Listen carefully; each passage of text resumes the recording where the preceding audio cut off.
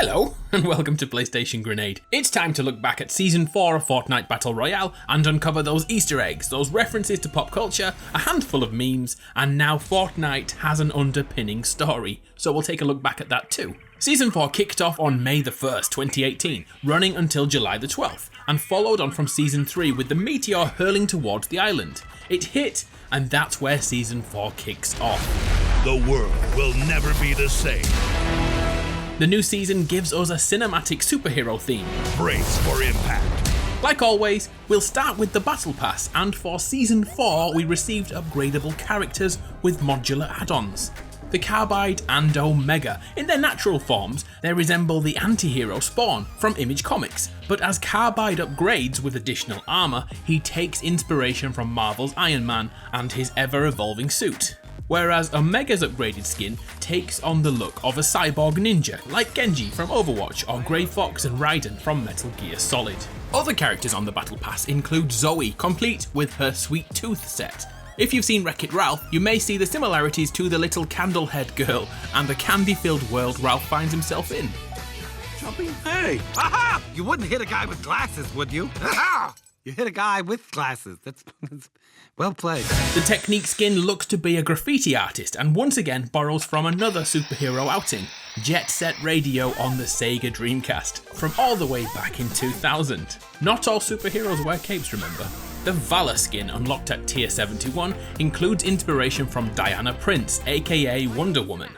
The iconic red and blue colour scheme from the original design, complete with tiara, combined with the Amazonian style from the Justice League films. There's also two more skins in the Battle Pass, the Squad Leader and Battle Hawk. Let's start with the Squad Leader. I think this is a Hawkeye reference from the first Thor film. The armour matches up almost perfectly, but notice the single sleeve used by many archers to prevent snagging. It's a bit tenuous, that one, but I have more proof. Oh, before I move on though, the Squad Leader also has a spider on his uniform, which is mighty close to the Spiderman logo. Yet another Marvel hero. At a push, Battle Hawk looks to be based on Thor and, spoiler alert, his lost eye in Ragnarok, and his short haircut for that role. When he dons the lightning sky trails, the similarities are uncanny. And that would also explain all the luggage with his tag on it. The Meteor from Season 3 we were all expecting to hit Tilted Towers actually smashed down over Dusty Depot, creating Dusty Divot. Other areas of the map were hit by debris, but not to the same extent. This is also where we found a new mechanic in Fortnite, Jump Rocks, which allowed us to take jumping around like rabbits to another level. But I'm getting sidetracked, back to Dusty Divot. Once the Meteor landed, a makeshift government facility was erected around it, which is almost identical to that found in the first Thor film, when his hammer created a Dusty Divot of its own. The tubes connecting buildings were spot on the same, leading many to believe Thor's hammer may be inside the Meteor. It wasn't, but we'll get to that very soon. The way the Meteor was introduced is shot in a way to mimic B-movies, and in particular, it came from outer space, which has a very similar story arc to Season 4 in Fortnite. Yes, it came from outer space to fill the world with terror, to bring you unforgettable suspense. What was it? Around the map, new locations could be found, in addition to all the potholes. A mansion sprung up overnight, near Lonely Lodge, which looked mighty familiar. Could this be Fortnite's version of Bruce Wayne's or Tony Stark's mansion? On further inspection, although it's not as grand as Bruce Wayne's mansion, it does have its own little bat cave. There's even tech being developed in a room under a secret passage, which could be the Carbide skin, or maybe the Flash.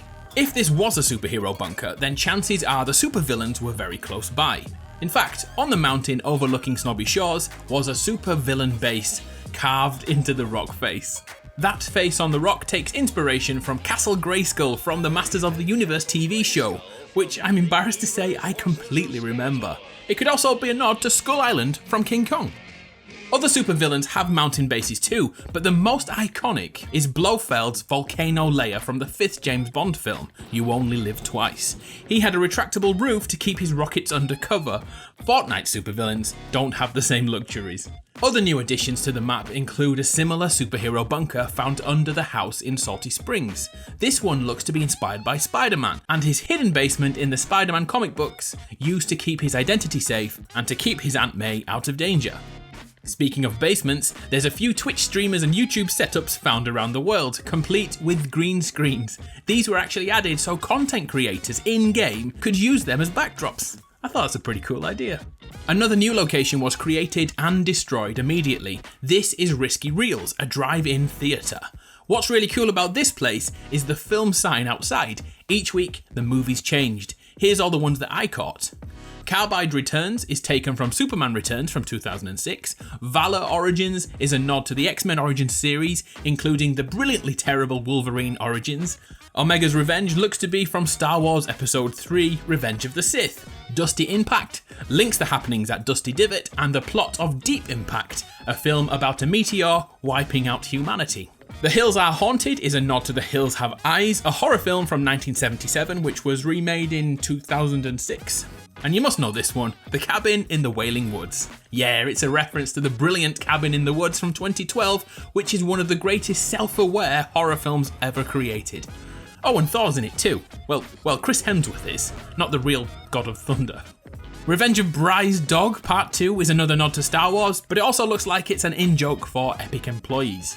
It Came From Moisty Maya is derived from It Came From Outer Space from 1953, and during the World Cup, the film titles were replaced with sports-based movies, such as The Beautiful Game, which is a nickname for football or soccer. There's quite a few more of these, but you get the idea, let's move on. Up in the north of the map is a new soundstage built which looks like it's recording a sitcom. Many people believe this is the same set as that 70s show, with the couch, chair and stairs being in the same place. Other sitcoms have also used this setup in the past, such as The Fresh Prince of Bel-Air and The Cosby Show, but I'm not sure if we're allowed to talk about The Cosby Show anymore. I'm sorry YouTube, I'll move on. Over in Wailing Woods, a mysterious bunker appeared from nowhere. As I'm writing this, I'm still unsure if it has any purpose, but during Season 4, it became known as the Lost Hatch, in reference to the TV show Lost. Let's set the scene. Following a plane crash on a strange island, the survivors find this hatch, and for months we are trying to figure out what's inside. I won't tell you what is inside on the TV show, because that would be a spoiler, but if you haven't watched it, I recommend Lost. Well, the first 2 years anyway, it gets really far-fetched after that. I'm getting sidetracked again, aren't I? Moisty Maya also received an overhaul in Season 4, with a film crew moving in to shoot a superhero movie.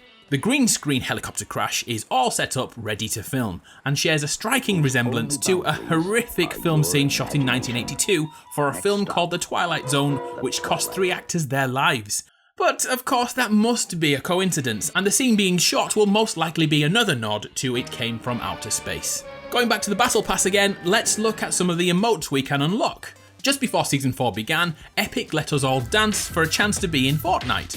One child, known as the Orange Shirt Kid, put forward this epic dance move. Lo and behold, it was added to the game as Orange Justice. The dance itself looks to have been created by a chap named Roy Purdy, who can't stop dancing in every aspect of his life. The popcorn emote is likely taken from Deadpool's antics and his inability to actually get any in his mouth due to the mask he wears. The groove jam is taken perfectly from the film Napoleon Dynamite and the moves we all wish we were cool enough to pull off. The hype dance is a little harder to find the roots of. It looks to have started life in the Shoot video by Blockboy in July 2017, but my favourite version is this gentleman who is probably the greatest usher in history. Season 4 gave us a story to follow each week after completing our challenges. A new load screen gave us a little bit more information every 7 days. Oh, and it also had a hidden battle star to collect too. If you were able to complete 7 weeks of the challenge, a new skin called Blockbuster would become unlocked and playable. Here's my take on the story Season 4 told us in ultra quick time. As the movie crew were filming a scene for It Came From Moisty Maya, something crash landed into the prison nearby. It was revealed that Omega either landed via Meteor or found himself freed by the explosion. Our heroes discovered his secret base in the mountains and began to formulate a plan. In his lair, Omega began to build an army of augmented soldiers to do battle, which took place in Tilted Towers. It was then revealed to be part of the movie, as the actors were seen socializing on set. Ultimately, the film was cashing in on the Meteor hitting Dusty Depot. Little did they know that the Meteor did indeed have an alien on board, who broke out of Dusty Divot. He used the supervillain lair to prepare the rocket to launch, using the hot rocks being retrieved by the government. Then came the day he chose to launch, broadcasting the signal to all TVs in the vicinity, either warning the innocent or preparing them for annihilation. Was he here to conquer us, or was he trying to get back home? What happened next only happened a single time and could not be repeated. Here's how it went down.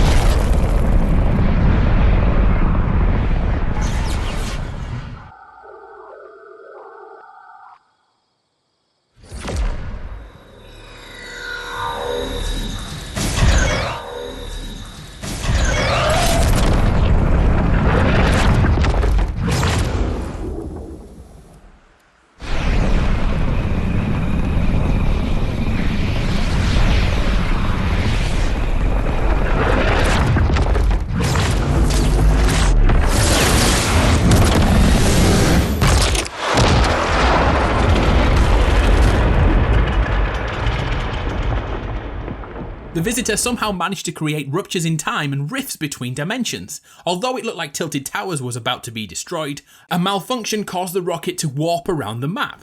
The rift left behind began to eat away at the Fortnite world, with Nom Noms, the Tomato Head and the Durr Burger being ripped from this reality and vanishing overnight. But then something even stranger happened. Items from other worlds began to drop through the rifts in time. A stagecoach was found above Moisty Mire, a skeleton of a huge animal, or maybe a dinosaur, was spotted in Moisty Mire, and a huge anchor was spotted between Snobby Shores and Greasy Grove, which looked ancient in design. Perhaps Roman, perhaps Norse, something was definitely happening here. Of course, you'll already know what happened next, but in the last day of Season 4, we are expecting the theme of time travel to be revealed in Season 5. And maybe we'll know what happened to the Tomato Head, the Durr Burger, and Nom Noms. As an update to this, during the final days of Season 4, elements within the game were found in the real world, such as llamas around Europe, and the Durr Burger actually appeared in the desert. An individual monitoring that burger was handing out these cards with a phone number upon. Calling that number would hear the sound of the rift. Then some clever people used spectrograms, whatever the heck they are, and found this hidden message, which converted into ASCII read as C7, the coordinates the Durr Burger vanished from. Also, there's the face from the supervillain mountain here. Pretty cool. Season 4 introduced many cool elements such as spray paints, shopping carts, and hidden battle pass tiers in the loading screens. But let's go back to that blockbuster skin, which is now called the Visitor. Does he look familiar to you? Well, judging by his attire, he's based on Bubba or Jango Fett. He was an intergalactic bounty hunter with very similar apparel, but he didn't have LEDs in his face. His backpack has elements of the proton packs used by the Ghostbusters in both film and TV. I also see another superhero from my childhood in this design, the Rocketeer from 1991, but I honestly expect that skin to arrive sometime in the future. A cool little update to the map can be found on the west near Greasy Grove. This shack somehow has been smashed to pieces seemingly for a movie scene.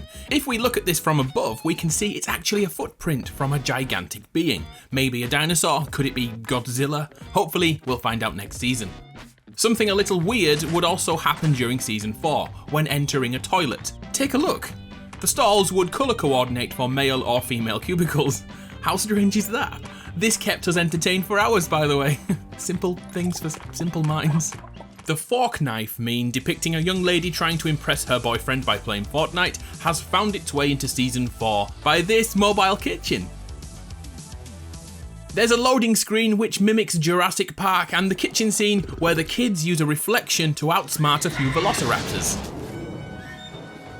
The Bring It emote is a not so subtle nod to Dwayne Johnson and his The Rock persona from back in his WWE run. Just bring it, bitch! To finish, let's go through some of the stock in the item shop over Season 4. The rules here are simple. I can only use items that were released within the confines of Season 4. So I can't talk about the Skull Trooper from Season 1 being based on the Karate Kid movie from 1984. I totally forgot to put that in during Season 1, so I thought I'd slip it in now and no one would notice. Am I right? The Boneless Emote looks to be a nod to Conor McGregor and his boxing antics against Floyd Mayweather, but I think it's a reference to Nathan Barnett and his boneless dance from back in 2011. The chicken emote is taken from Arrested Development, a US situation comedy. One day we may see the banana stamp too. The roar emote, designed for the dinosaur skins in the game, looks to be taken from this viral video.